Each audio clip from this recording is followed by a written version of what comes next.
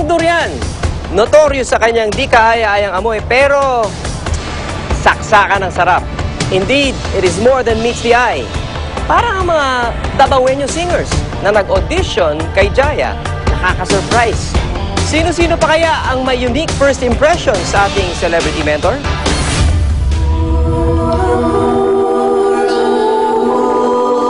Ang pangalan ko po ay si Lovely Rose Emboscado. I'm 12 years old. Nakatira po ako sa Tagum City, Tipas. Nag-aalaga po ako ng mga biik at mga pato po at mga manok din po. Hindi ko po alam kung bakit po ako iniwan na kami ng tatay ko po.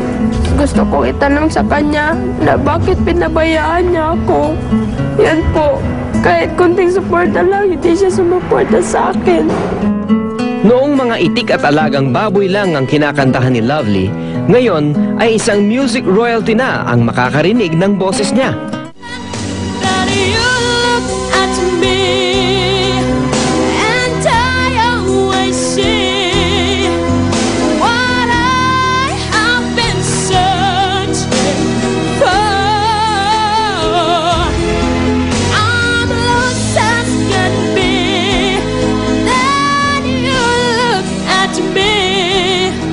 Darasal ako sa Panginoon na manalo sana ang anak ko. Makalusot sana dito ang anak ko.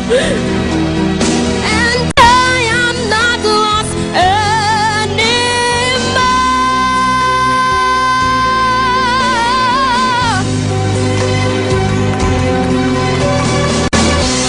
Okay. Diyos ko, sandali lang. Magpahagdang ako ng luha. Ay, Diyos ko, day.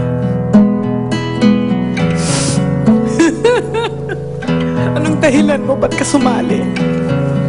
Kasi po, mahirap lang po kami.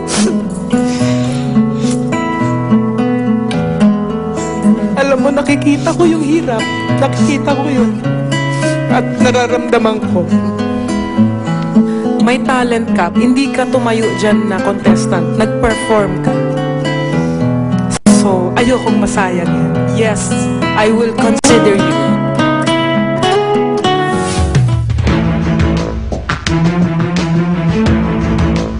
At ang huli kong napili, I felt like she really needs this more than anyone else here. So I want you to love this person, be happy for her. Ang pinili ko, wala kaming mamasahe.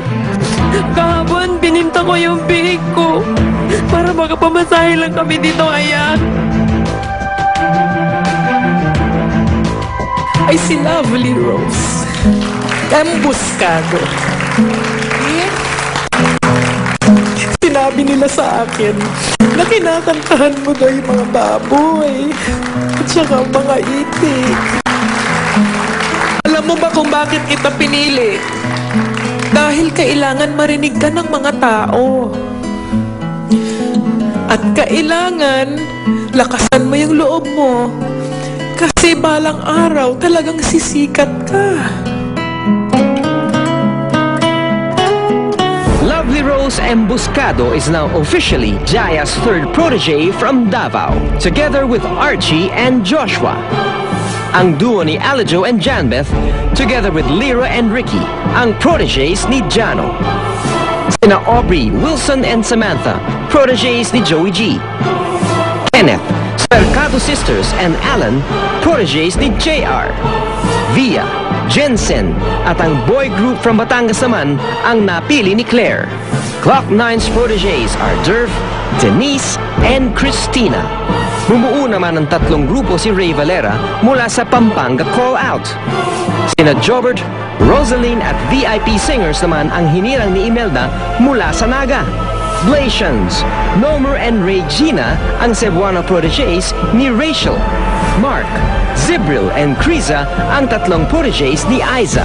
And they complete our top 30. 10 key cities ang inikot natin para mahanap ang pinakamagagaling na music acts ng bansa.